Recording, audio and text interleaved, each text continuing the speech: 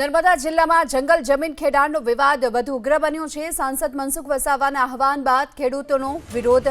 સાગબારામાં ગ્રામજનો જમીનનું ખેડાણ કરવા માટે અડગ જોવા મળી રહ્યા છે અને ગ્રામજનો બળદહળ સાથે જંગલની જમીન ખેડવા માટે પહોંચ્યા। હલગામ, પાડી, દોધનવાડી ગામના ખેડૂતો ખેતી માટે પહોંચ્યા। ગ્રામજનો ખેડાણ માટે પહોંચતાની સાથે પોલીસ બંદોબસ્ત ગોઠવી દેવાયો। વન વિભાગના કર્મચારીઓએ ખેડૂતોને અટકાવ્યા। આ સાથે વન વિભાગે અટકાવતા ખેડૂતો ધરણા પર ઉતર્યા। ખેડૂતોના ધરણાને ભાજપ અને આપના નેતાઓએ સમર્થન આપ્યું।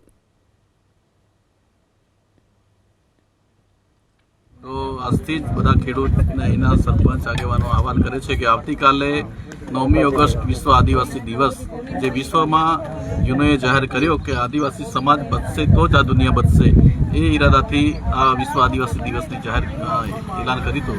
તો આ કોપી ગામના આદિવાસી સમાજ કે ખેડૂતોને બચાવવા માટે આપણે કાલે 4 વાગે જે એલાન કર્યું છે સરપંચે, તો આપણે આદિવાસી સમાજ બધા આવતીકાલે 4 વાગે કોપી ગામ ખાતે ભેગા થઈને વિશ્વ આદિવાસી દિવસની ઉજવણી જે જગ્યા પર આ લોકો ખેડૂતો ખેતી કરીને ધરણા કરે છે એ સ્થળ પર આખો આદિવાસી સમાજ આવીને ઉજવણી કરીએ અને એનો સાથ સહકાર આપીએ।